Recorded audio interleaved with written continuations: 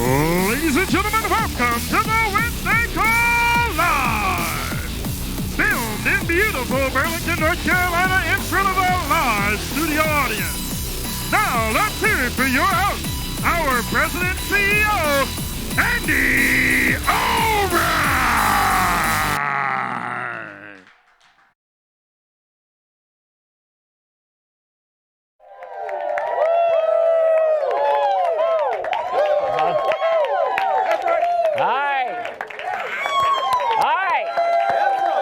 A lot going on. All right, y'all grab a seat.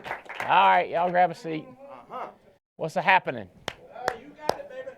I got so much crazy stuff going on. So much crazy stuff going on. I don't even know where to begin. I'm gonna do this. I'm gonna begin here.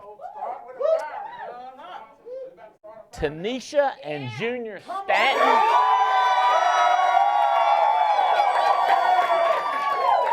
You know what?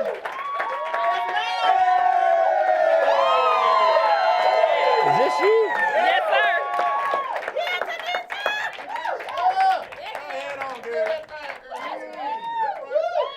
The love boat. Yes, sir. Tanisha and Junior. I'm going to put you right here on the ship. Yeah. Are you excited? Yes, sir. Have you ever been to Alaska? No, sir. You've been on a cruise ship. Yes, sir. Cruise ship. Where'd you go down? The Just to the Caribbean? Bahamas. Yeah. You excited? I am. Tell us, we're here okay? Tell us about you, who y'all are, where you from, how long you been with us, whose team are you on? All right. We are Tanisha and Junior Staten. And we were hired by Mia Fennell. We currently live in Charlotte. I'm originally from Detroit. We've been a part of the company for 19 months. All right. And you already want a cruise? Yes. You know, this is not a joke cruise. Like, this is 5-star, drink ticket, parties, food, everything. Flight up there. We had somebody on a trip one time. They were like, you know, where we got to fly into? Like, they going to book their own flight. We said, no, we got your flight. They were like, what? You knew that, right? Yes, sir. You knew that. Yes. Y'all fired up.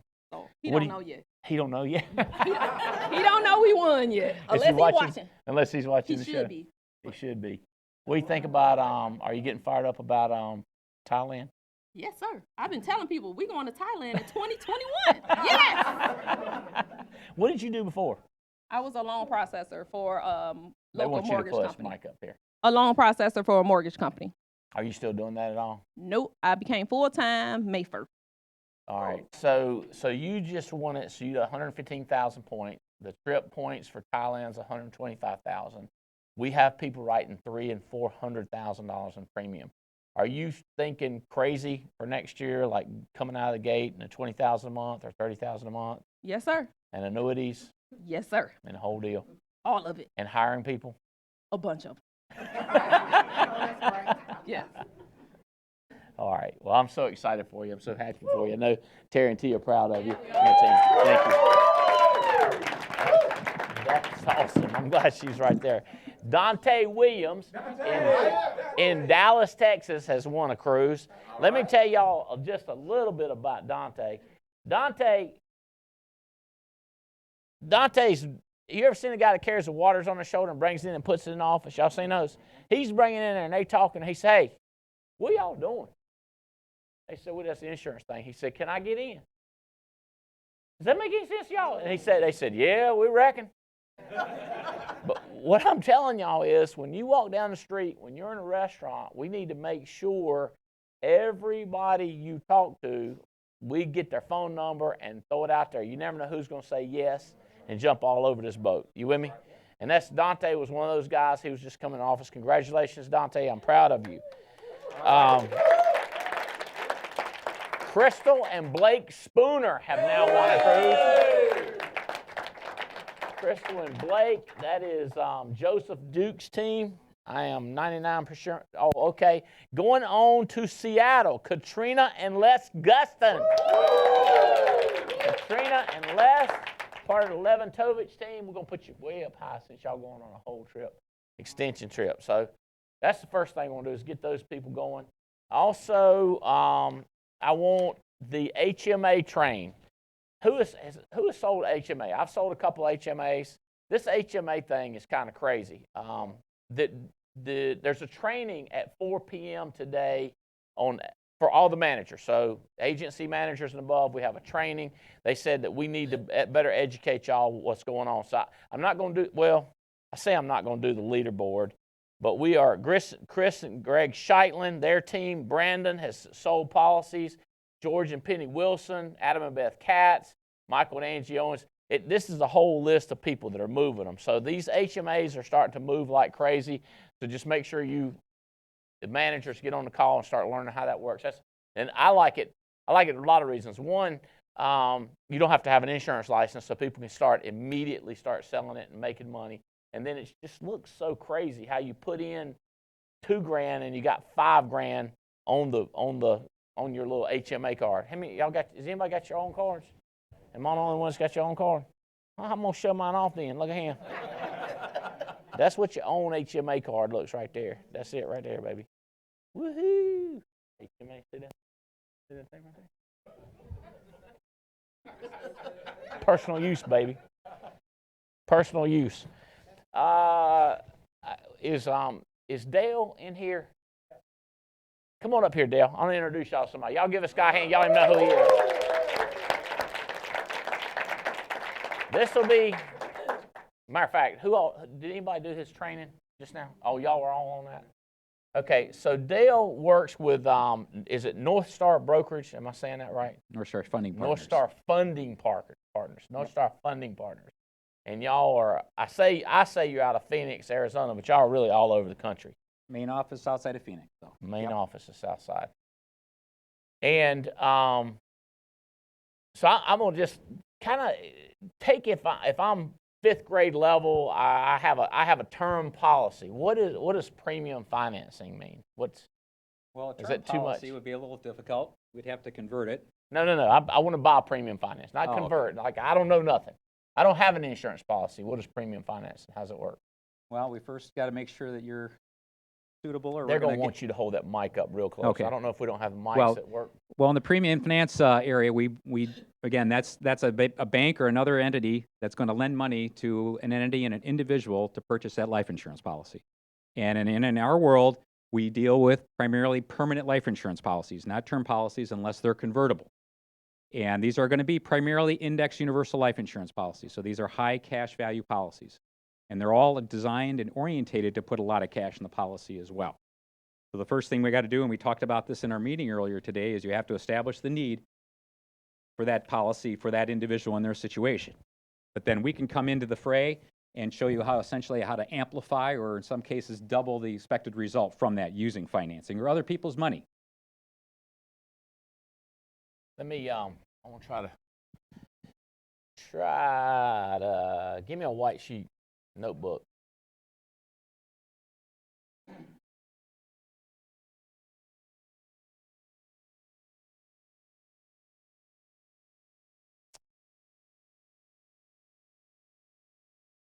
We pulling that up, Billy? Okay. Normally, we deal with people that put $100 a month or $50 a month in an insurance policy. This is not those people, okay? So people in America look like this. If it looks like this right here, this is middle-class people making $40,000, $50,000, $80,000. We sell most of our policies here. Over here is people that are poor, homeless, really not good. You with me? There's a lot of people that make $40,000, a lot of people that make $150,000. So in between $40,000 to $50,000, there's a lot of people. Does that make sense? The area under the curve, these are the rich people right here. It's not as many rich people, not as many poor people. A lot of middle class people. This policy, we're over here. You with me? There's the people that want to put in $50,000 a year or $100,000 a year in their policy, and they say things like, "I am not putting $100,000," and their advisor says, "You need to put $100,000." I'm not doing it. I tell you what you could do. We'll get a bank to loan you the $100,000. That way you don't have to put it in there, but you have to pay the interest on it. How's that? Is that fair? Part of it, yep. Part of it. Part of it. What part? Well, struggle with? Well, it depends what structure. Now, back to Andy's point here. Now, most of the time when we're financing policies, we are actually right here. That little tiny part of the population. Not this group, but that group. This group right here. So these are policies that, and I said this in the meeting, our average funded premium over our 10-year time is about $600,000 per year for 10 years. Big, big stuff. So that's this little group right here. And you can see how hard it is Not to get to this little group. But 600,000 a year.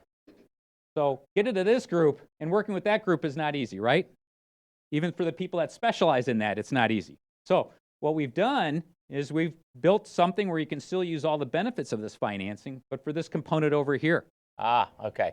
So you're saying most of the time it's in right in here, the real tiny amount. Yep. But you guys have made it more accessible.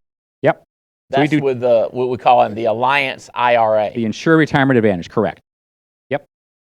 So here, again, we still do a lot of business here, most of our business is here, but we built this with the specific purpose of being able to serve this marketplace, and a marketplace that you encounter more regularly than you think. And as we talked about in the earlier meeting today, if you have somebody that's going to be willing to maybe purchase a permanent life insurance policy for about $25,000 a year, you can show them a way to even amplify that further and sell them a policy that's at roughly double that size and provide permanent coverage for the rest of their lives, as well as the capability to have an income stream from that policy. But if you have a person that's considering $225,000 a year, $35,000, $40,000, or $50,000 a year, they would come in and say, why don't you let the bank supplement that and borrow another $25,000. So if you're putting in $25,000, maybe you borrow another $10,000 or another $20,000. So now they're getting the credit for a $35,000, but they didn't put all $35,000 in. So it's just leveraging the bank that you can do more life insurance. And we always say, look, we need you doing final expense, mortgage protection, but if you're starting to do that and now you run across somebody else or you're thinking about it, we got a group that you can go to at North Star Funding Partners, and you can talk to them. They'll walk you through the policy. The first step will be part of President's Club, because President's Club already has a real strong handle on it, and then they would hook you up with North Star Funding Partners and then start rolling the illustrations and put that on. So this is college coaches, pastors of big organizations, engineers that are high paid, programmers high paid. So it's a little bit higher income people. Good deal? And in most cases, that 25 is going to be 50,000 on the premium side. Also, this is much more packaged and much more concise to deal with and much faster in terms of getting it placed. These cases over here, this little tiny red dot, super complicated. Super complicated, super rare and super complicated. Over here, less rare, a whole lot less complicated.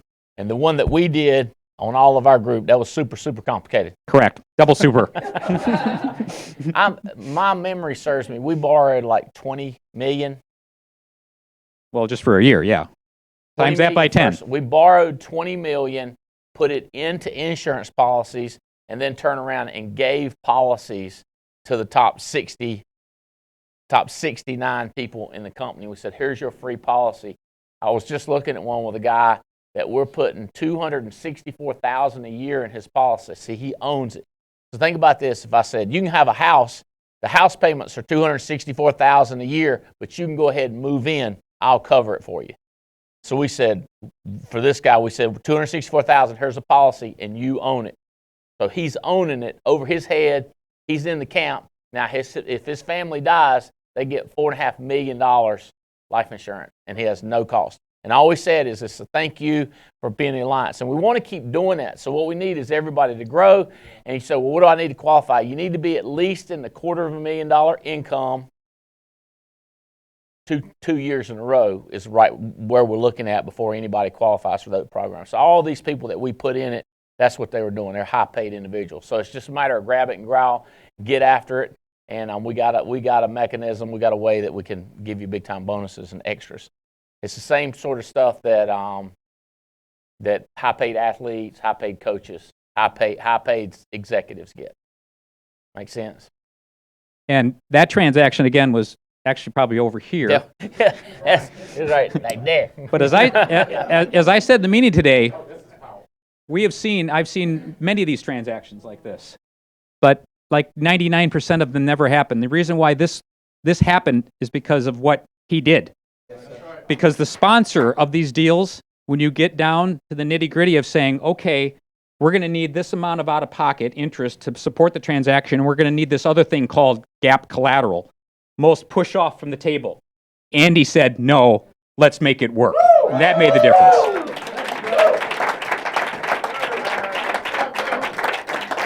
I'm not gonna tell you what the numbers are, but they're very large numbers on both sides, both the interest carry and the collateral.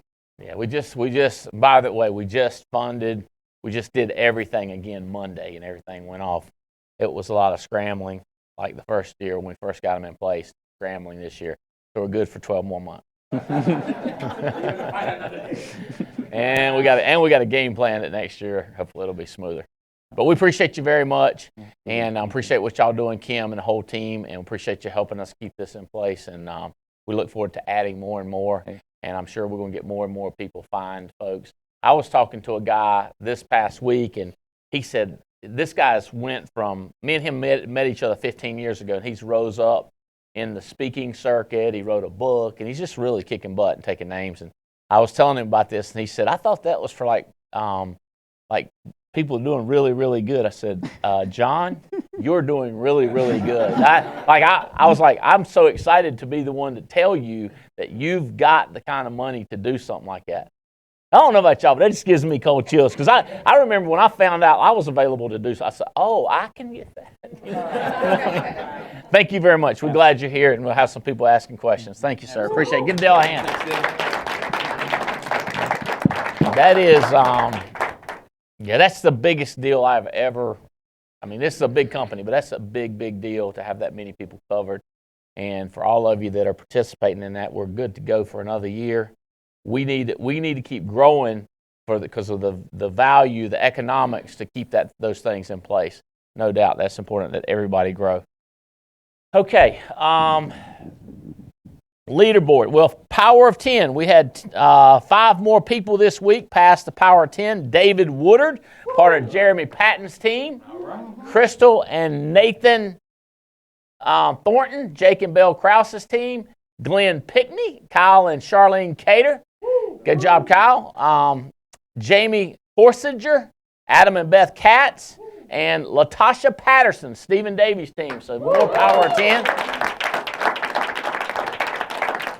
Let's, can you pull up the Foresters, 4th and goal? Jerry Burbage has taken the lead of this. Mark Hutchinson, 3rd place is George Andershot. Daniel Gillingham is in number 4.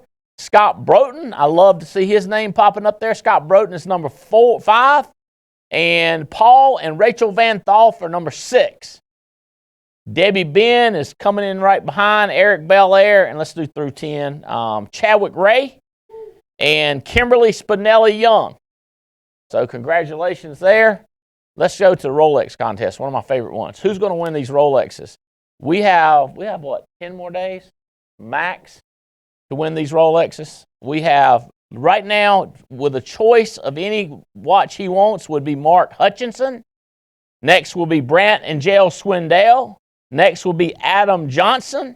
And then Robert Wilson. Looks like he might get him a Rolex. Sarge. Justin and Sidney Balick right now are battling out. Look how close this is. 126, 125. One policy difference, and you pick up a Rolex watch. How'd you like to be right there with Pam and Paul and Sam Menachino? Eric Belair, scroll on down a little bit for me, Billy, will you? Bobby Belair, 124, so it's really only $2,000.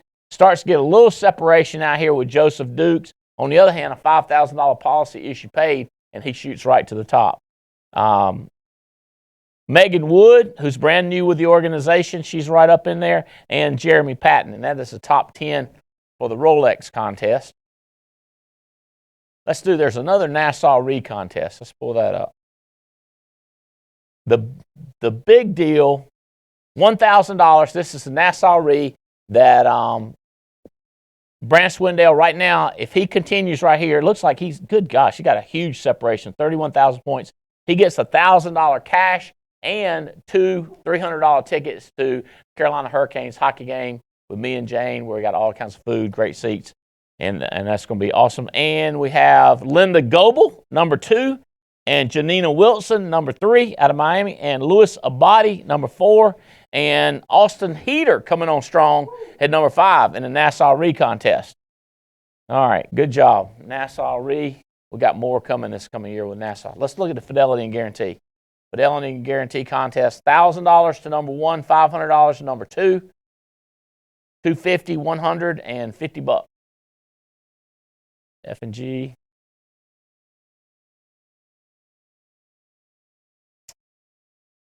Maka Orizo is leading the Fidelity and Guarantee. Adam Johnson, wasn't Adam Johnson just leading the National Life too? Case and Carissa Hanna. Marilyn Martin Ward, way to go, Marilyn Martin Ward, and Eno Hernandez. Good job. Give those guys a hand. Fidelity and Guarantee. And let's go to National Life Group real quick. Last contest. Well, there's so many contests running, but let's go to this one.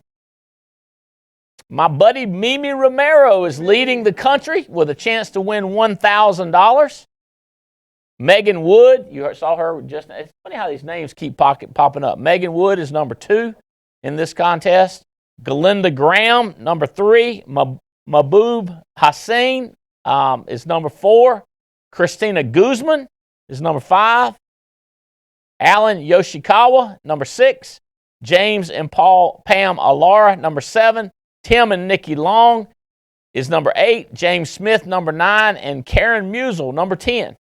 So here's the way this works. There's $1,000 for number 1, and then there's a raffle ticket for $500, $250, $100, and $50. So this is how many raffle tickets each one gets. The only one that's for sure is number 1. He gets $1,000, and then this person, number 2, gets 31 chances to get the $500 drawn out. So kind of an interesting one because you got to keep, you still got to win the raffle. Okay. We got something a little special, a little different for you today. I said I want to talk about things I would have done, or 5 things I wish I'd have done when I was young. And for some of you, this is going to be what you should do now. There's a lot of stuff for me, what I should do now. But my son, Spencer Albright, is in the house, so I want to ask him to come up here. Spencer, will you join me up here? Give Spencer a hand.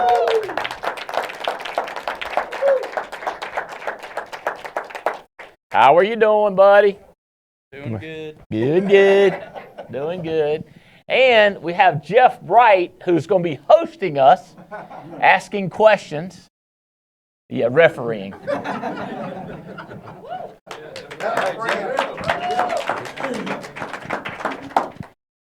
Hello. So we're hoping it works like this. Spencer, how old are you now? But you're 21, almost 22. When are you 22? January 22nd. Coming up fast. Haley just turned 25. Is that right? Yeah, Haley just turned 25. And I've been talking to these kids for a long time, just yakking at them. I've been talking to some of y'all for a while too, just saying, hey, do this, do that. And so we thought, what if we said what I wish I had done when I was young? So what I wish I had done when I was Spencer's age. And so we've got this list of questions, things that they're saying, are you doing this? What do you think about doing this? And all it ties into things that I either did, I'm glad I did it, or I wish I had done it. I wish I'd understand why I'm doing it. So we want Spencer to talk about his peers, about himself, and how he sees these things when he's only 22 years old. How does he see them? How does he react? And then I'm going to talk to y'all about why and how and what the thinking is, what difference it can make in your life. Is that a fair description, Mr. Jeff Bright? Yeah, And absolutely. it's kind of a Jeff Bright brainchild here. So if it goes great, I approved it. And if it goes bad, Jeff thought of it. That's usually how it works. It's normal. So we have, remember I told you I had these quotes. How do I get to those quotes so we can have them come up, Andy? And you say, Billy, put them quotes up. Okay. What we're going to try to do is have 8 questions for Spencer. And really not just Spencer. Spencer's representing his generation. Okay? He's speaking for his generation. So I tried to have a quote per question. And the questions are tied to the 8 steps. So really we're introducing the concept of the 8 steps to his generation and how he interprets those 8 steps. And then Andy's going to talk about those 8 steps as a 55-year-old man? 55. 55-year-old. Matter of fact, if Amber could bring me my 8 steps book, I left that on my table, my desk up there. I don't need it to get started, but I want to eventually have it in my hand. We didn't discuss this, but do you want me to ask him a question and then ask you the question, or you want me to ask him all 8 questions? One at a time. One at a time. All right. So I can't remember 8 questions. what is the first step of the 8 steps, guys? Personal use. So what does it say up here by John Wooden? The most powerful leadership tool you have is your own personal example. So one of the things you read in that step is, if you're going to sell a policy, you probably need to own a policy. Is that the gist of that? Okay. All right. So I wanted to get a bigger framework around that question. So I'm going to ask Spencer this question. Now, Spencer, talking about your peer group, not necessarily your friends, but your peer group, are they willing to be a walk-in billboard for what they believe in? Are they going to stand for what they believe in? I think some people will maybe stand, I guess, more assertively towards what they believe in. A lot of people my generation are more aggressive towards doing the right thing and making sure that everybody knows that that's what they believe in. But it may not necessarily be because they believe in it. It might be, look at me, I believe in something. So they may be like a billboard, but it may not be for the right reasons. Might not be an accurate billboard. Exactly. Yeah. A lot of paper mache. So, Andy, same question. Are you willing to be a walking billboard for what you believe in? So, all these questions, the first thing I tell you is, you can say, yes, sure, but what does yes, sure mean? If we rank your billboard ranking, are you ranking, let's say 10 is everybody in the world clearly knows you own a life insurance policy. You say, well, that ranks me a 10. I tell everybody. I say, you got a $50 a month term policy, right? That ain't no real 10. You with me? So, do you have an index universal life? Do you have an annuity? Do you have one on your wife? Do you have one on your children? Do you have one on your mama? Does everybody you know have one? That's personal use 10. So it's not just, yeah, I got it. That's the first thing. So I would be like, so where do you think people rank when it comes to personal use, whatever they're doing? Like NC State. If you believe in NC State, is everything you wear NC State? Do you go to every game? Are you a 10 NC State guy? Or are you, oh yeah, check. Personal use, check. I've been to a game before. You follow what I'm saying? So my first thought is, like, what is personal use? Are you a 10? So ranking yourself in each category 1 to 10. Because y'all understand, 7 is barely passing. Woohoo! But if you're trying to be a champion, if you're trying to be number 1, now we're looking for 10 in every category. Good. Does that make sense? That makes sense. I like that. All right. Next, how do we go to the next quote? Just scroll. He's going to scroll. Oh, I scrolled up. Okay. So the next step is around this concept of work, right? Step 2. Does everybody follow that? So Gandhi says, the future depends on what you do today. What you do today. The question I have for you, Spencer, is your peer group willing to just sit around and watch others put forth effort and succeed? Or do they want to get involved today? I think a lot of students like that, when I think of people that are around me, they maybe will watch somebody and see them succeed, like they get an A+ on the test, but look, they stayed up till 1 a.m. They skipped this party. They didn't go to the basketball game. They see that they succeeded, but then they see like they did things that they don't want to do. So in a way, they are willing to watch them succeed, wanting the same goal, but not putting in the same work to achieve that goal. Sounds familiar, doesn't it? Age doesn't change that, does it? A follow-up question about time and urgency. Does your generation have a sense of urgency? Did they realize what your father talks about as the biggest lies? We got all the time in the world. Do they feel like they got a lot of time because they're so young? Yeah, I think a lot of students and people my age think they do have a lot of time exactly because they're young and they are not trying to graduate early. They're not trying to get all their homework done as soon as possible. They procrastinate, on studying, exams, homework assignments. So they're not really particularly urgent, and it just depends on the student or the person, and also what it's surrounding, if it's schoolwork or something with family. But I would think no, not extremely urgent. Okay.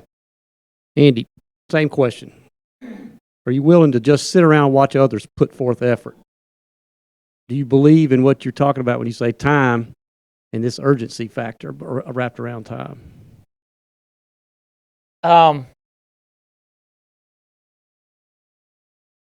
As he's talking, I'm thinking how broad the spectrum is on WORK. That is a 4-letter word for a lot of people. It's like,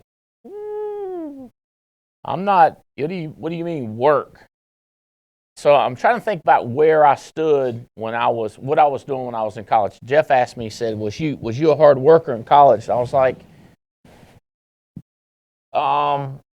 in trying to get what I wanted, which was freedom, which was money, which was travel. I was trying to figure out a way early in my life. And I don't know, for example, I don't understand why he gets such good grades. Meaning, I was like, I didn't have a desire to make an A, but I had a desire to buy a condominium that I could rent out for more than I was paying in. You know what I'm saying? I was just thinking, I call it, I always use these words. I don't mean them conniving. You know what I'm saying? I was trying to finagle where I didn't have to pay to get it. And Jeff asked me earlier, he said, do you think Spencer's like that? And I was like, no, because I pay he don't have a problem with his rent. And I had to listen to my mama yakking about the rent, so I was trying to figure out a way not to have a payment. Does that make sense? So I don't know if you call that work, but I was thinking, trying to get it. An inventive mind. Yeah. Out of necessity, or because that's just who you are? I don't know. If I was just wanting to do it, I would go how many of y'all just think, when I show the plan, I do this. People ask me, what do you want to do when you grow up? And I said, I want to do the same thing I do when I'm little. I want to watch TV. I want to go swimming in the pond. I want to shoot stuff so I can see what it looks like up close. I want to fry stuff. I want to play basketball. I want to go to games. I want to meet movies. I want to hang out with my buddies. I ain't never wanted to work. But I was always trying to figure out what I had to do, what kind of work I had to do to get out of doing. Does that make any sense? Yes, sir. Which said that, but now we used to say this about people at the textile mill. We said, look at that joker. He worked real hard trying to get out of work. The problem I had about saying that thing by saying that about people, I thought that was me. I thought I was always trying to figure out how to get out of work. But I'm willing, does that make any sense? I don't know if that sounds twisted, because I'm willing to do stuff to get out of work. I don't sound twisted. It just sounds like you want to do stuff up front so the back end is much easier. So when you're running business and y'all are running hard, Terry, during the week or whatever, you're doing that so that you can buy some time on the back end, right? I'm a prepper.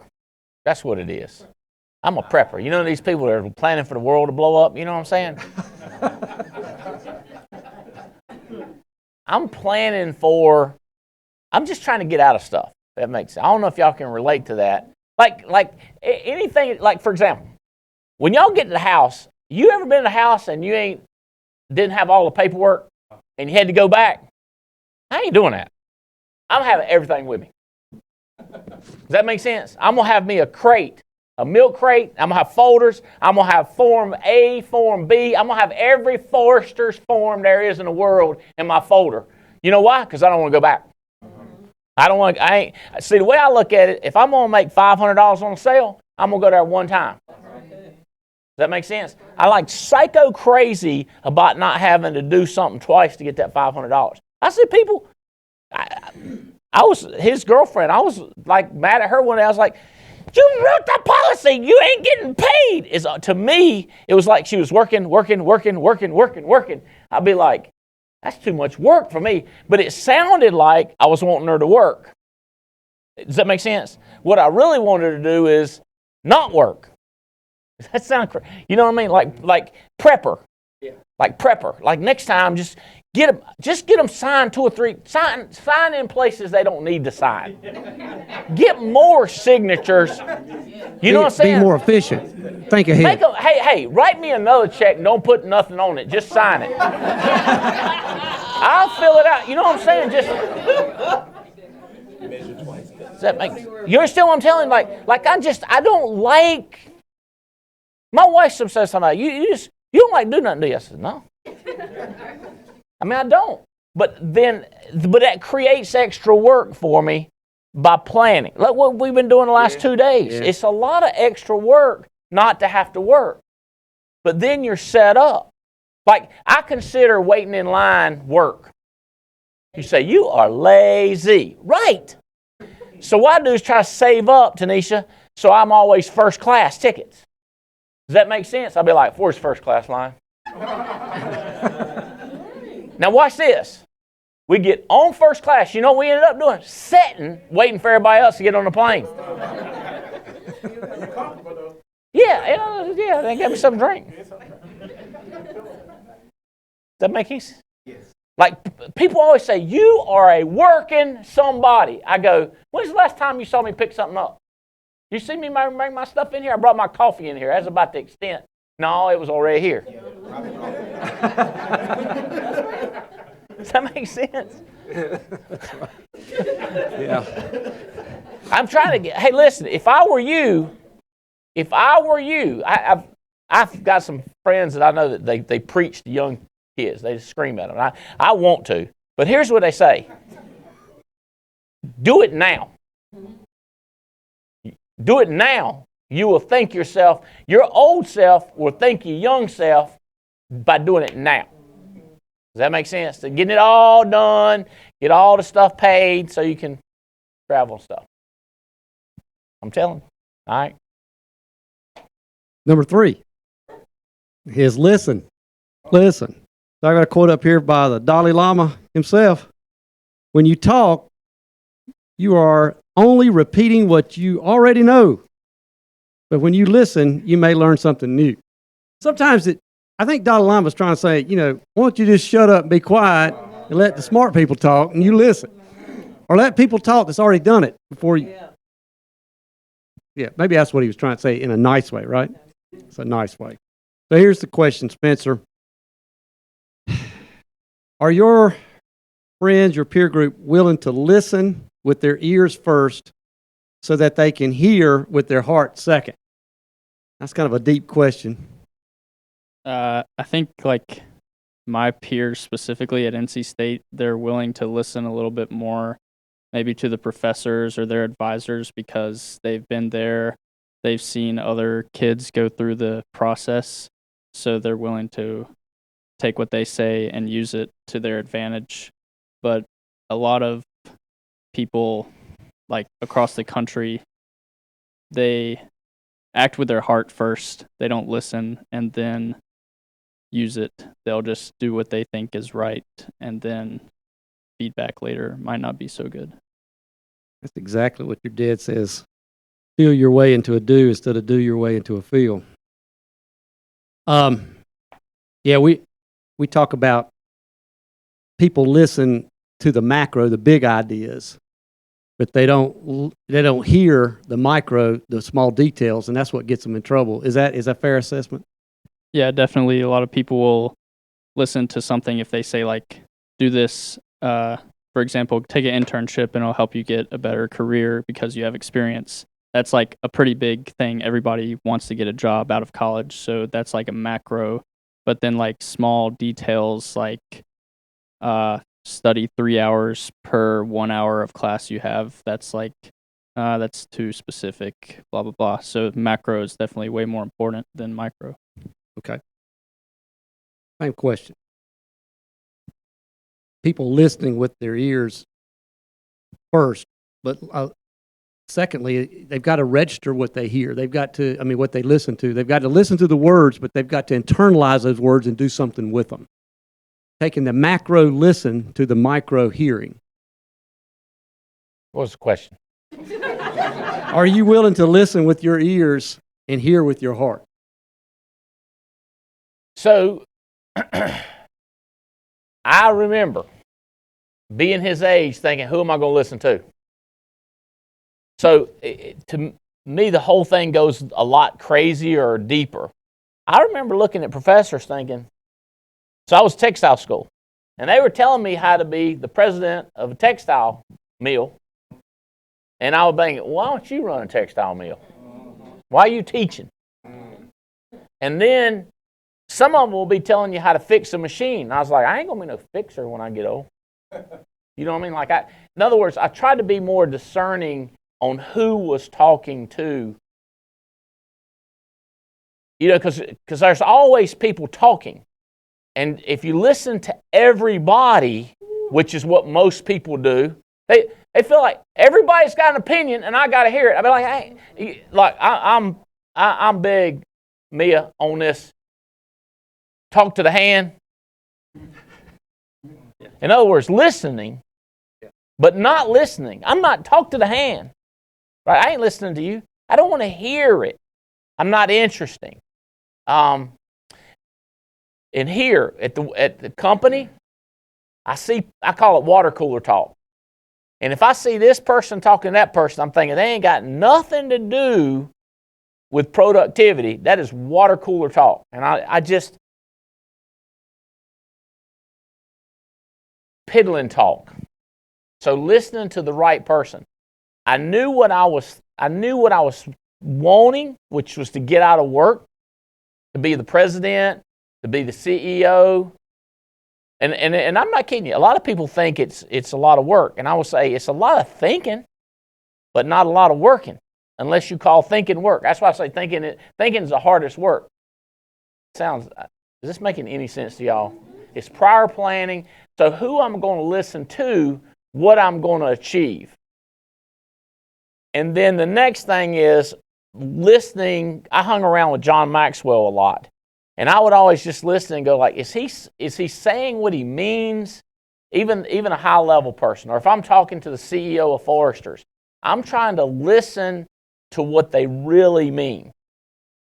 Or if I'm talking to an agent, like when I was saying to Nisha, I was saying, are you going to go for it, 20 or 30,000? And I'm trying to watch for body cues. Is she really excited, or she's like, oh, it sounds like a lot of work, or I've hit my satisfied spot, I'm not going to work that hard. Because if she says, yes, I want to work, and then I start spending a lot of time with her, and then she don't really put in 100% of her effort, then I'm screwed because I listened, but I didn't hear. You with me? I heard her talking. Because I ain't say everybody says I'm going to be rich, I want to be rich, but most people say this. They say things like, yeah, look, watch. Yeah, I want to be rich. You might as well be like, don't come in my house. Does that make sense? They cross their arms, they cross their legs, and they lean back and they go, yeah, I want to be rich. And I'm thinking, I am going to waste my time talking to that person. But if the person, I saw something today, I lost it. They were talking, and they were just talking, and they had no notepad. They were not writing down what was going on. And I was like, what are they, geniuses? Are they going to remember? It was a business meeting. I was like, are they going to remember every single thing? I guess they remember 10%, 20%, 30%, but I was like, I was just freaking out. Because I was thinking, I would never do that, because you had to go back and ask the same questions over again, and to me, that's twice as much work. It's just making sense. Just like the nuances of listening is where I would rank. Are you a 1 listener?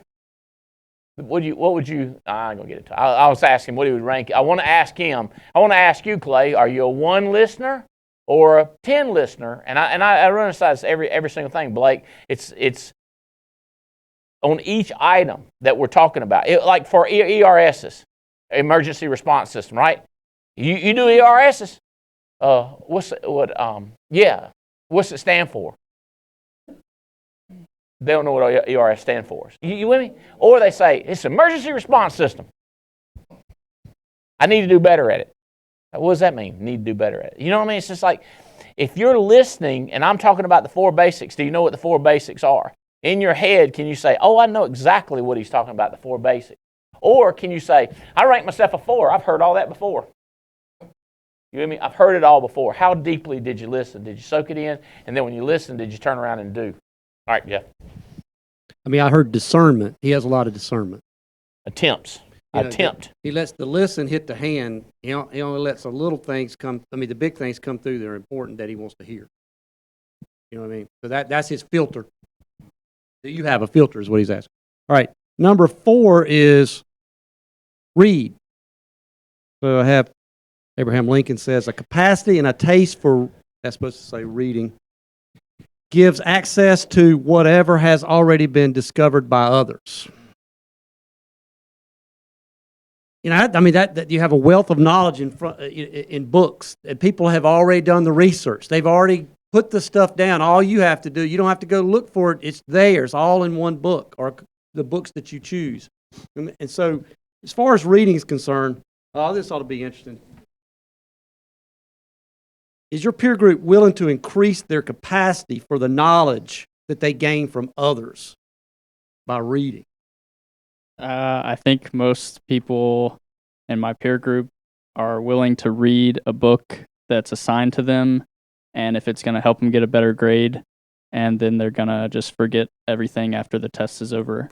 So they're not willing to read for their own personal, internal benefit. They're willing to read for the external, which is getting the grade, and then forget what they've learned. So they're like box checkers. And they're just trying to play the game, jump through the hoops, get out of that class. Because their end result is what? What do they want? They want to graduate. Yeah. They just want the grade and get it over with. Grade. Yeah. All right. For you, same question. Are you willing to increase your capacity from the knowledge that you gain from others in books? I remember in college, I had not read any books. When I was graduating from NC State, I've read 2 books. One was Last of the Mohicans, which was about an Indian tribe that was attacking, and they had this like a terrorist-type Indian attack system, which I was pretty interested in. And Runaway Ralph, because I was seriously thinking about running away from my parents, and this little mouse ran away.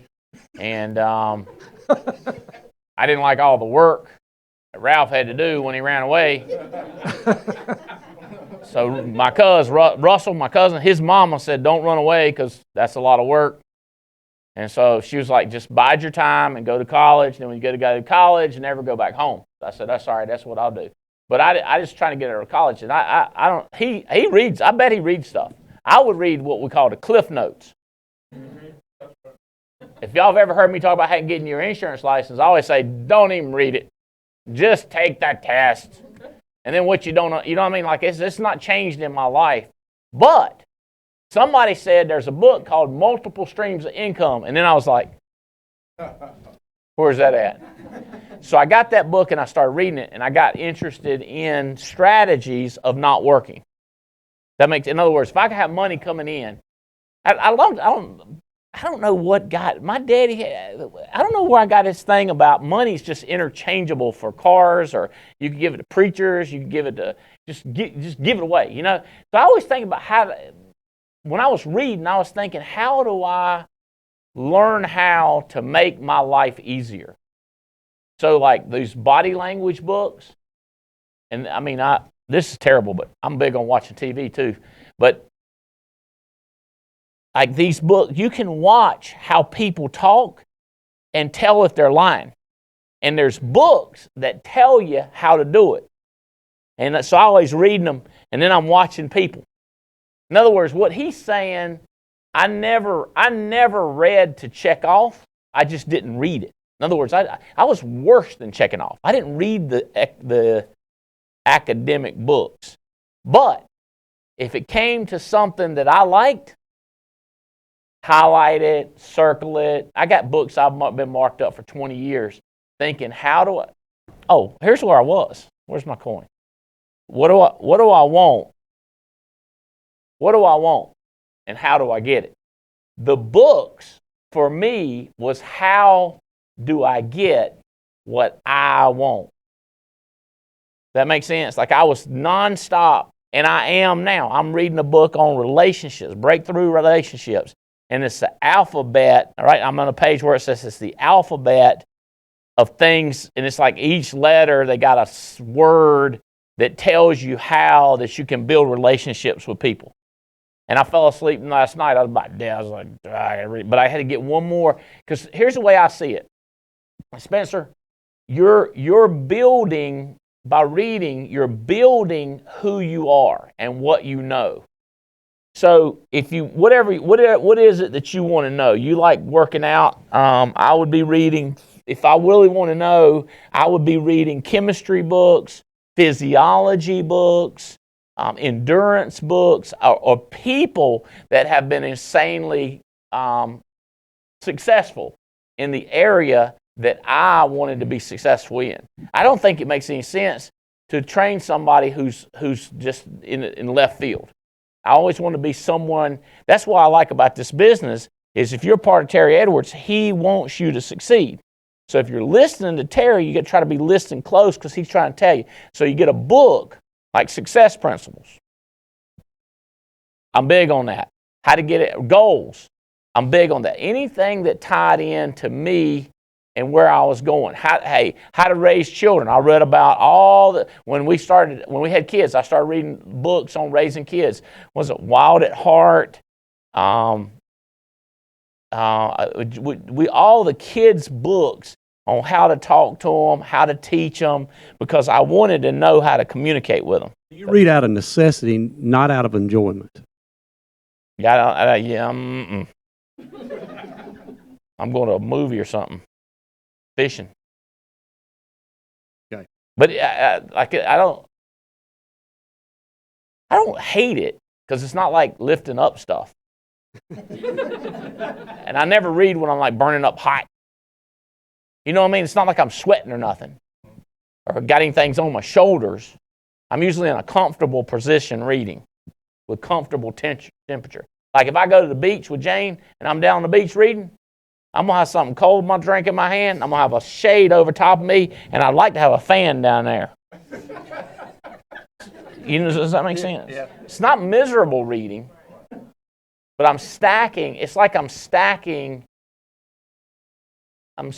power on top of my head. And then somebody told me this one time. He said, you want to learn how to be a programmer, like a key in ends? I said, I don't know. Does it pay a lot? Is it easy? And he said, here's the problem. The technology is always changing. So you read this whole book, and then everything you read is obsolete. Next year, you got to read another book. I said, I ain't doing that. I've watched him read. I'm not doing that. He's a searcher reader. I mean, he's searching for stuff. And if the book is too convoluted, and it's hard to find stuff, and it's a hard read, he's like, I don't like this book. You know, he wants an author that says what he means right there, simple, right there, so he can get it and move on to the next book. If he has to go searching, and that's the books I recommend for you, is that you can stack your ability. You don't know, like if you could just stack money, or if you could just stack bricks, or anything you can stack. You stack intelligence. Learn people skills, learn talking skills, learn managing skills, learn priority skills, learn discernment skills. Just learn. So like you become, you know what? I wish I could remember. You ever seen those computers? They what do you call them? Not infinite intelligence, but where a robot becomes a person. He thinks. You don't. Artificial intelligence. Yeah, artificial intelligence. And they have these robots that they said are almost human. I want to be almost human. Does that make sense? I want to know everything so I can not do anything. I don't want to be like an idiot, like a numbnuts. This is new word. So, number 5 is attend all meetings. Now, I searched high and low. So H.G. Wells is the sci-fi author of like War of the Worlds, and he wrote. And I thought about Terry. I thought about this, and you could probably relate to this, and as I can relate to it. Let's read it one time through. New and stirring things are belittled because if they are not belittled, the humiliating question arises, why then are you not taking part in them?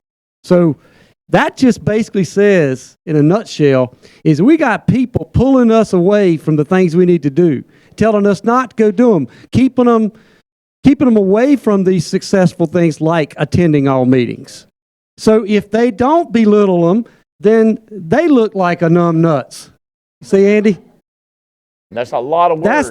That's a lot of words. That's their tool that keeps them in the same boat with you. Is as long as they belittle and you buy into the belittling, they're going to keep you away from said meeting, right? So you see what I'm saying? And so if they're not belittled, then they look crazy because they can't answer the question, why aren't they taking part in it? Huh? Spencer, what does that say right there? I don't understand it. All right, let's say you want to go to a meeting and I'm your friend that thinks that's dumb. I'll belittle you because that makes me belong to my group and trying to suck you back in or back away. How does that say that? New and stirring things are belittled because if they are not belittled. Oh, because if you don't belittle it. Because then you could come back at me and say, why are you not going? And then I'll be belittled. Oh, so you got to belittle it to keep from being belittled. Yes. You got to tear me down to keep from being tore down. Mm-hmm. That's it right there. I know that's right. Here's the question, Spencer. Your peer group, are they willing to participate in something that increases their chances of success? Because we know that these outside forces are attacking them, trying to pull them back.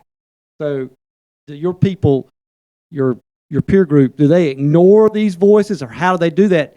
Can they grasp the concept that going to a meeting like this is going to add to their chances for success? I think a lot of people, they may not want very high levels of success.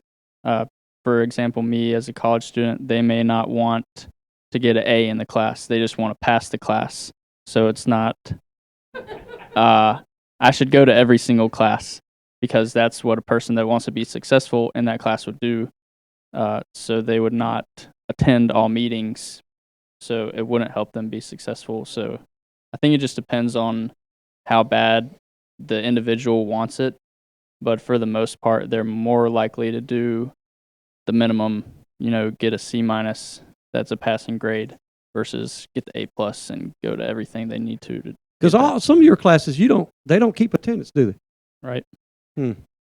So what about your peer group as far as, let's go on this grade track here, contract and grades. So if I offered 3 contracts, a C contract, a B, and an A, and the C's got a short list of stuff you got to do, right? And the B's got a little longer, and the A's got a lot of stuff to do. I know where you're going with this. It's not your turn yet. 30 people in your class, in your generation, how many are going to be like over here and contract for the C? Maybe 25. Wow. 25%? 25 out of 30. 25 out of 30. And then 3 will go for the B contract, 1 for the A, and then 1 for the A+, maybe. So you're in a real small minority in your classes, right? Yeah, I think so. Now, Are you willing to participate in something that increases the chances of your success? Yeah. Reading. Y'all see how I read this? I read it and I don't get it. I read it and I don't get it. I think 99% of the people about, I know, that's good, that's right there. And then if you ask them to repeat it back, they can't explain what they heard. Where I read like this, I don't get it. He explained it, I go, oh. So if there's something new and stirring, new and stirring things are belittled because if they're not belittled,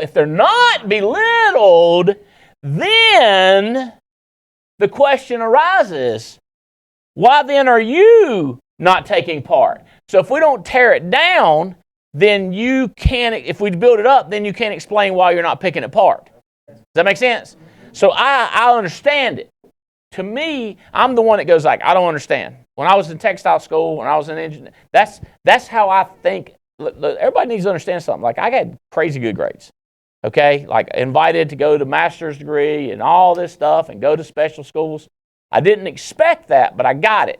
Here's how I got it, because I'd be like, I don't understand. And they'd always like make fun of me, talk junk, and then I did all right on the grades. Let me show you something else. Where's the give me a yeah. That's what I got. It's one of them. Okay. Do another one while you're doing them. Okay, here's the way I see myself.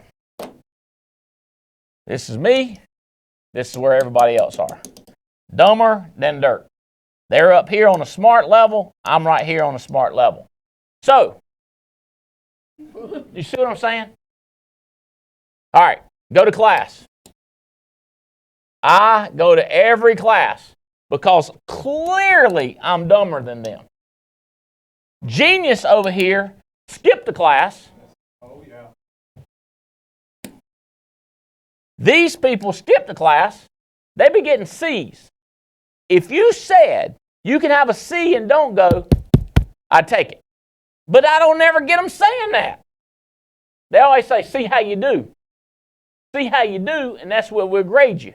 I said, I better go to every class because I'm not too smart. You see what I'm saying? So that not being smart has benefited me a lot. When I joined the Amway Corporation, the multi-level soap dealing people, I'll be at every convention. Because I figured everybody else, I'd look at them, I go, she sure looks smart to me. That guy right there, he look like me, he got stuff going on in that head. Me, on the other hand, I got confusion. I got self-doubt.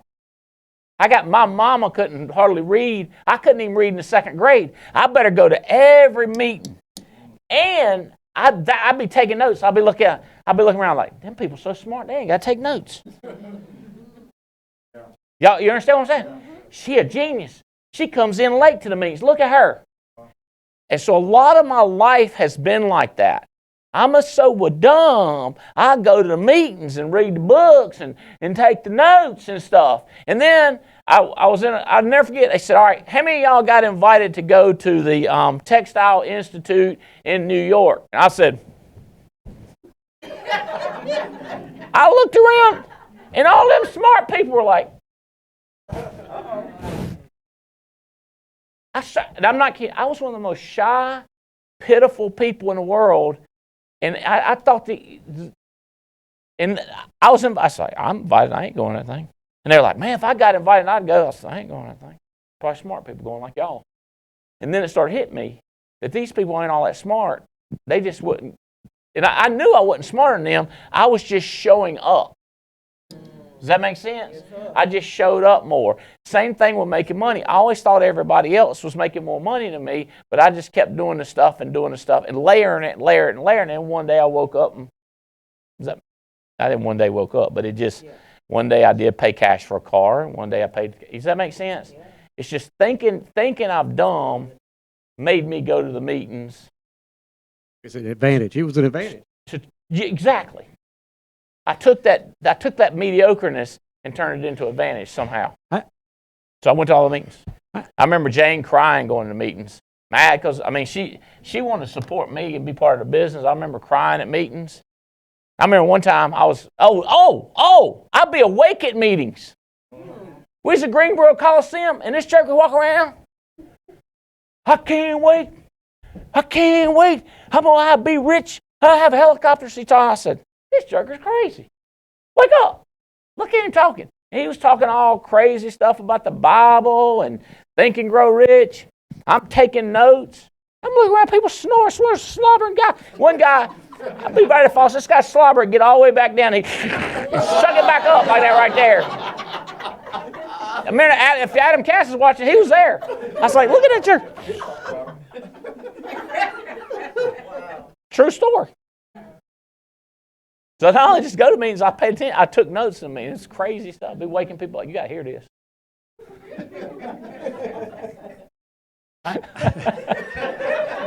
How you come back from that? But I know that my sister is not going to watch this, and y'all not going to tell her this, but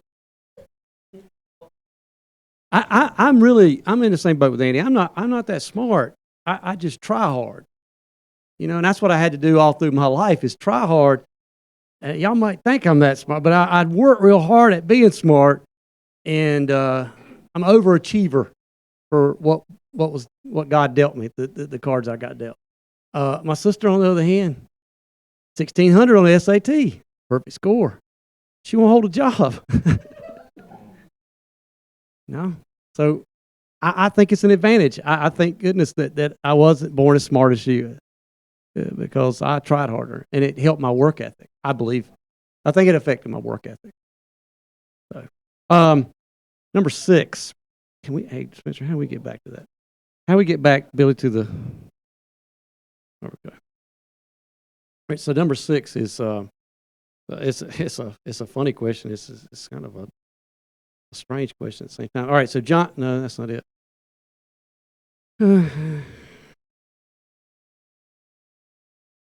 There we go. How do you say that first one? Meister means master in German. Meister Eckhart. You know who that is? I don't know who it is. Somebody's from the 1200s. Now think about it. If I hadn't told you that, and you just reading that quote, it says, "Be willing to be a beginner every morning." That sounds something you would see on a coffee mug, right? Or something you see y'all put on Facebook all the time. Those kind of sayings that say to make you feel good. This guy was a monk from the 1200s, and he wrote that. I just think that's remarkable. So, being teachable is what he's talking about. Being humble enough to be teachable every day. So, in your peer group, are they willing to be dumb enough to learn and smart enough to achieve? Dumb enough to learn. Let's take that one. I think so. I don't know. It's kind of hard to judge like a whole peer group, because there's so many different experiences. But like some people that I know, they're willing to kind of filter out what they should or should not be listening to with professors, and in relation to school and grades, like most things, they're willing to be dumb and listen to the information that's given to them, and then use that to their advantage. And then smart enough to achieve is saying, when the opportunity comes along and you recognize opportunity, do you seize that moment? Are you smart enough to seize the moment of the opportunity? Do they see opportunity and know that it's coming around? Or do they miss that window? I think like my generation as a whole kind of sees opportunities, like where I read a book called The Innovation Generation, and that's like about our generation and how we're more likely to see a problem and take advantage of it. So we definitely see opportunities more and try to act on them a lot. I think definitely. Okay. All right, good. Your dad talks about, I don't want to throw this concept out here, which I think is one of the most important things that your dad talks about, and he asked the question, and I want to ask it of your generation, would they rather be right or rich? I think a lot of them would definitely rather be right. They would rather do the right thing. Like one example could be buy from an environmentally friendly company versus buy the better quality product or something that's just better in general. But that also kind of ends up hurting them. So they may have made what they thought is the right decision, but it's the decision that doesn't help them get rich.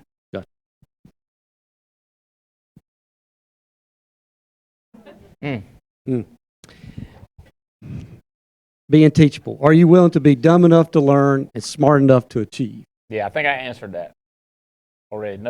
No badgering to witness right there.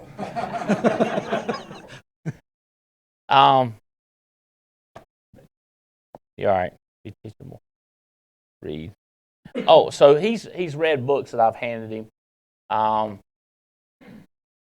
like him reading those books. Do you remember reading Outwitting the Devil? Yeah, I remember reading it a few times. You've read it multiple times? Yeah. Okay. Is anybody else you know of reading other books that they're not required to read? I think my roommate, that's the only person I can think of. He's really into like astrology and space and kind of that scientific stuff. He reads that for fun, but that's about it. He's going to be way smarter on that stuff and will easily get a job in that career field if he wants to. You with me on that? I'm trying to remember like 50 things you made me think about. All right, I read something this morning. It said, one of my friends was pointing it out. He said, look what this fool wrote. And here's what it was. Why should anybody in the world have $1 billion? Like what? Give me one reason why somebody should have one person should have $1 billion. And I was like, I'll give you 1 billion reasons why should a person have $1 billion. And what my friend said was, because it's America and because they can. I was like, they ain't even getting started right there. That'd been like 900 on my list of reasons. You know what I'm saying? I don't understand people. I don't know what they're thinking. I think they didn't know what's available. Does that make sense? I don't think they know what they could do with $1 billion. You could give it away instead of having a poor person buy stupid stuff. A poor person buy stupid stuff. You could be $1 billion person and give it to the right causes. See what I'm saying? Like, there's a bright idea. All right. Then right is rich and teachable. You're talking about teachable, right? Yeah, being teachable. Okay. So the right is rich, Spencer. I'll come back to that. Teachable. One of my mentors told me one time, he said, when a person changes, like if I said, sit like this in the chair and up on a chair and look like you're interested. If a person does that, they want to do it. If they don't do it, they don't want to do it. And I was like, explain to me. He said, because you think when a person ain't doing it, they don't understand you. They understand you. They just don't want to do it. So teachable is hearing and then doing quickly. Like if a person says, I hear you, what you're talking about the ERS, I hear you, and then they're not doing it. Or like, I heard all of them seminars about annuities. You don't want to do them? And they go, yeah, I want to do them. They're not doing them. It tells you they don't want to. So now you got to work on the want to. You don't have to work on the how to. Y'all hearing the sound I'm doing redneck. How to. You don't work on the how to. You work on the want to. Once a person has been told how to, and then they don't want to. Now, if they ain't never been told how to, this is the trick. If they ain't never been told how to, and you working on their want to, that's not going to help because they don't know how to. But if they know how to and they don't want to, you got to work on the want to. So you got to figure out, is it the how to this fool's got, or is it the want to? And it's a big deal on this. Okay? So like, for example, he answered a question on right is rich. I don't think he knows what the question is. Does that make sense? I hear him about, what do you call it, about the responsible companies?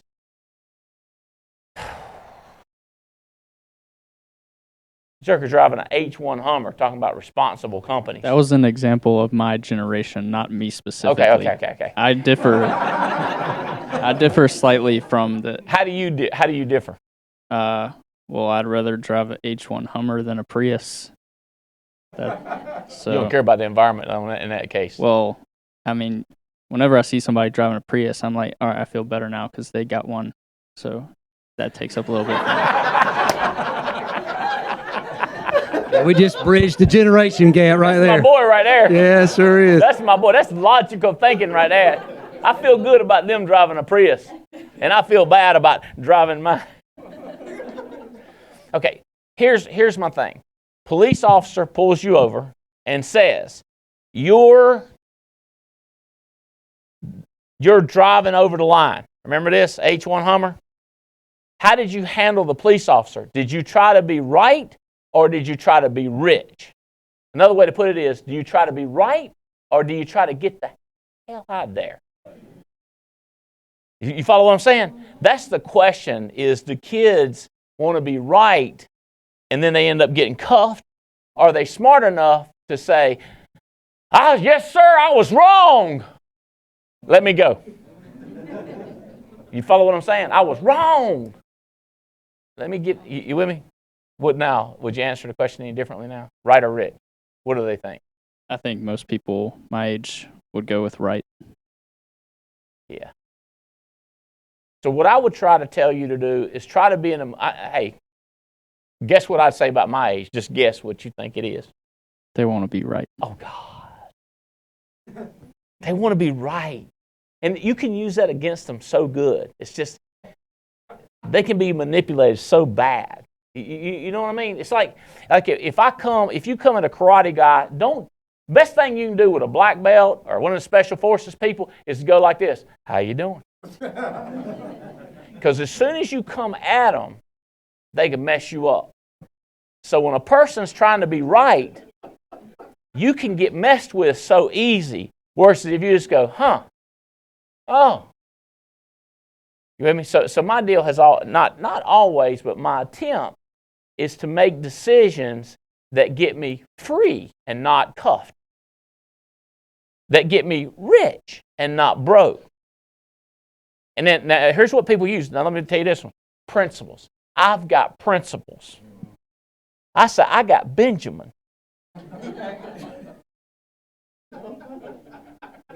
And they say, you ain't got no principles? I go, yeah, but I ain't going to tell you what they are. Does that make sense? I got my principles, but I'm not going to tell you what my principles are. Does that make sense? It's kind of like him. Like, he really believes in the environment. He's a principled kid, as long as other people have the Prius. See how principled that is? He's got principles, but not principles like you want him to have them. So you say you ain't got principles. I got principles like he's got principles. You see the difference in that? Like shifting it around? Teachable. There's a lot of teachable in there. But teachable like a sponge, you know. Be a sponge, be humble enough to allow the information to come in, you know, and not argue with the person that's been there before you. Or the guy with a gun. Or the guy with a gun. All right. Or the guy with a check. Or the guy with a finish line. Or the guy that can approve your policy or not. The guy that can do surgery on you. Be arguing with them people. All right, so number 7 is accountability. Be accountable. The quote here is, accountability is the glue that bonds commitment to results. I mean, you want to get from making a commitment to having results, desired results, you've got to acquire this thing called accountability.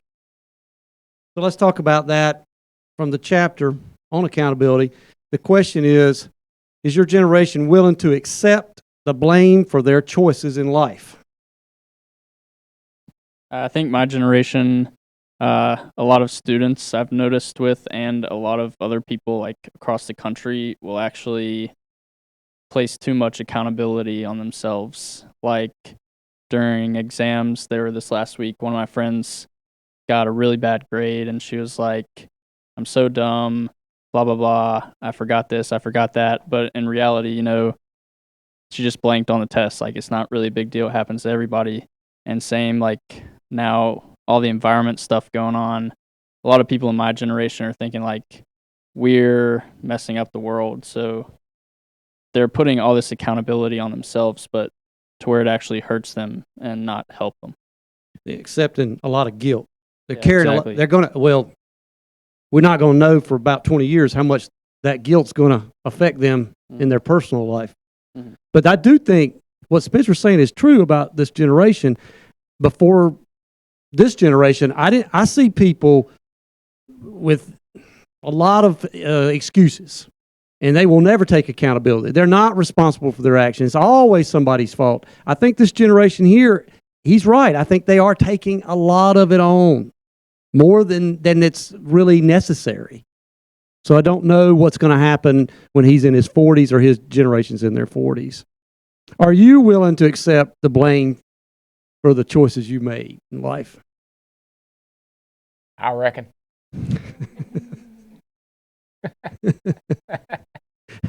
I told him today, I said, the difference between these two generations is this generation here, and I'm not talking about Spencer. Y'all know what I'm talking about. I'm just talking about the generation. Is what we're hearing today is they live in the present and lets it influence their future. Whereas Andy, in our generation, we're always worried about tomorrow, and that future influences what we do today. We let tomorrow influence today. They let today influence tomorrow. I feel good. I ain't going to buy no insurance. I'm going to die. Better buy some insurance. See, I'm going to die. You buy insurance. I'm going to get old one day. Then I get rich now. Oh, I'm doing pretty good now. And so they don't do nothing. Then later on they're poor. And they're old. Poor and old. This environmental thing. Lord have mercy. You really pushed the button with that. God, that's one reason. I'm going to tell you what. You want to save a lot of guilt? Put God in charge. We destroying the earth. God will fix it. God will fix it. He can do anything. He made it one time. He can make it again.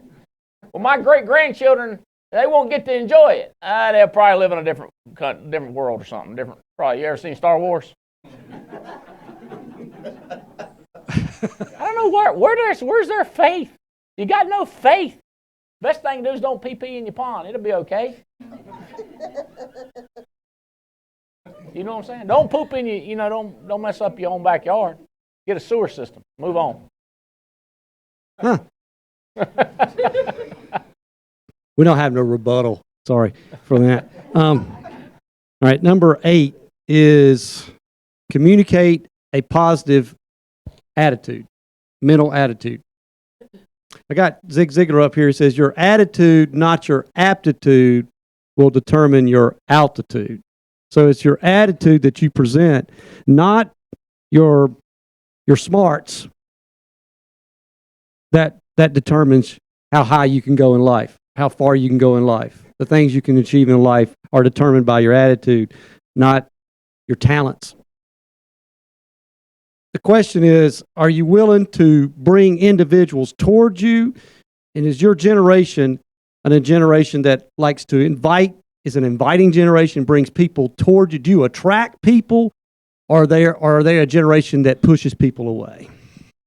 I think our generation is definitely one that attracts all types of people. Like, we're kind of a collective group. Like, people my age are known as being more accepting, like willing to look at different lifestyles and like appeal to them. And so I think we are all kind of collective, like we're a we, Yeah, I do see that in their generation. They lack, they don't have, they're not as judgmental as the generations that came before them, which gives me hope. I don't know about you, but they are about the collective we. I mean, talk about your inner circle of friends. They look different, and so you don't have friends based on the way you look, probably, or what they look like. That's not how you profile people. You profile people based on what?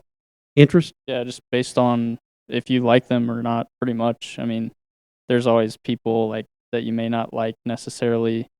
It's not as much like cliques, like you think of the classic high school football player, cheerleaders, blah, blah, blah. Now it's kind of more like, who are you just friends with? Just no matter where they come from or what they do, if you're friends with them, they're part of your group. But when your high school was more cliquish. Yeah. When I went to school here, it was probably like that. And then, So your high school here, kind of a local redneck place, it was very cliquish. Yeah. But, I mean, and New Hampshire, there were cliques, but 40% international students. That's like a lot. There's a extreme diversity there, so you have to branch out, and make different friends. Do you feel like the university is sort of like that? Yeah, definitely. At NC State, like there's a lot of diversity, and not just countries and states, but like what you're studying, like business, just different interests. And then there's athletes, but it's all pretty, we all get together, get along pretty well. It's not like cliquey. Didn't Damon West talk about that on the call? Damon West he's a lot on relationships and different people and different cliques. But he's talking about in the prison. Yeah. People. Yeah, they got cliquish in there. Woo! Yeah. Just a little bit he talked about. It seems like this. At the lower levels, like people that are poor, mean, dumb, uneducated, the white's going to stick with the whites, black's going to stick with the blacks, browns with the browns, the talls with the talls, the shorts with the shorts, the tattoos with the tattoos, the swastikas going to stick with the swastikas. When they get up there with the millionaires, they don't care if you got a nose tattoo, Bo. If we get ready to make some Benjamins, baby, we're going to be friends. Or at North Carolina State, we just trying to get our degree. We trying to get a good job. I don't care if you're black. I don't care if you're Japanese. If you can help me a good job and give me a good career, we on our way. In the prison system, it don't matter. Does that make sense? I heard that. I heard that rich people were mean and abusive. You want to go back to that belittle? Right? Rich people are so snooty. I'd never be one of them. I'm going to tell you what. Richest people I know, the craziest, most laid back, give you anything you want, talk to you, chit chat with you. I'm telling y'all, in this suite up in NC State, hey, what's up? Down low, they be like, you pulling for the other team? What's wrong with you? I said, bro, just come have some popcorn. Everybody chill. That's the first shirt I picked up. I didn't know it was, you know what I'm saying?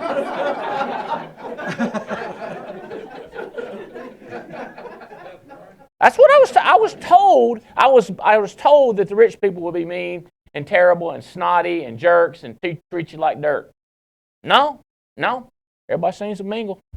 That kind of makes sense. Like surprisingly, like you would think up there where I would have thought Tilton. Oh man, I was worried about him. They're going to be cliquish up there. He said, no, everybody's cool. Guess what everybody's daddy had? Tell them what everybody's daddy had, Spencer. Yeah, money. They came from families that could afford to pay $50,000 a year for high school. Now listen, I'm not saying, hey, listen. You say, well, I know one rich guy that's mean and abusive. Woohoo! Does that make sense? You gonna live your life on exceptions, or what's the general rule? Does that make sense? Readers or leaders? I know a reader got read a book and he didn't make no money. Oh, hey, woohoo! But for the most, does that make sense? The statistics where it goes. This is why you know we're trying to change people's attitudes and their presentation to the group. Is this why we get people to dress up at hot spots? We're trying to get people to put on the best clothes and put their best foot forward because we're trying to improve their attitude, right? Not their appearance. Okay. I mean, you see what I'm saying? They fight you on it because, like, man, I ain't got clothes like that. We ain't got clothes like that because you ain't got your priority's not right and your attitude's not right. If you had a right attitude, you put something else down. My brother used to argue with me about that, and I'd say, if you wouldn't buy that 6-pack of beer, we could go ahead and save up money. We get you a suit. Choices. I remember when I didn't have any money and a guy was rich talking to me about meetings. He said, get one good pair of pants and wear that good pair of pants every meeting. And get one good shirt and wear that one good shirt every meeting. I said, what if somebody said something about it? He said, don't worry about them. He said, the people that are doing good they're not going to put you down. It's the poor people. It's the people in the room that are doing bad that'll put you down. It's not the people that are doing good. He says, so just circle around the good people and they'll always encourage you. As a matter of fact, you won't never see a person that's way up higher than you are tearing you down. Watch. It's the people below you that'll always tear you down. The people that are more miserable the more miserable you, they'll try to make you more miserable. They'll be like, yeah, your husband, he is nasty. He don't treat you right.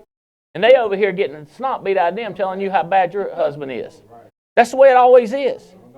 Does that make sense? The ones that are doing better, they always like, hey man, it'll be all right. It's not bad as you think. We can work through this. It'll be okay. Don't quit. But somebody else who's worse off than them and more miserable telling them to quit. Misery loves company. Yeah, and so matter of fact, there's somebody asking me, texting me something. I want to tell you this. Your job is to educate people, right? So this person right here is being tore. You above them trying to pull them up. Somebody's below them trying to pull them down. Somebody's telling them to quit. And they're going to lean toward the quit, or they're going to lean toward you. You in charge. Talk to her. Talk to him. Explain it to him. Listen, let me tell you something. So this is you, and this is them. This is the other team. Okay, it's your team, me, and you up here. We're trying to pull them up. Their team, trying to pull them down. Okay? We need to get them to read. We need to get them to listen to audios. We need to teach them. We need to educate them. We need to have them have a positive attitude. See, everything we're saying over here, we're trying to win. And everything we're saying over here, we're trying to get them stupid. The stupider they are, the dumber they are. Does that make sense? We can pull them back down there with us. We can belittle them. We can belittle them. And say, don't read that book, you're wasting your time. Come to the ball game. Come party with me. Come drink with me. Come hang out with me. You deserve to take a day off. They're going to try to get them as ignorant as they can so they can get them down here and be on their team. So it's a war for this person. There's a war for this person. There's a war for that person right there. There's a war. There's a war for you. There's a war for you. And we on the side trying to do this. And we show you our cars. We show you our house. We say, we're on a war. And then the people that got nothing saying they ain't happy. You with me? He look at him grinning, acting like he's drinking, eating that pizza over there in Italy, acting like it's good and stuff. Put it on Facebook. You know, come on over here and get you some of that Domino's with extra cheese. Get Caesars, Come on down here to the Walmart. We're at war, and either you're going to win or lose with this person. Now, don't get me wrong. We want this person to win. But if we can't get this one, we look around to the other people and we say, how about you? You want to win? That's what we're doing today. How about you? You want to win? You want to win? You want to come with us? Live like this? If you don't like it, you can always go back. But let's say you go back down here further down, and then you decide you don't like it. You done took a step back. It's hard. It's hard. You got this far. Don't go back. I would love y'all. Appreciate y'all. Great job. Thanks, Minister. Love you. Great job, buddy.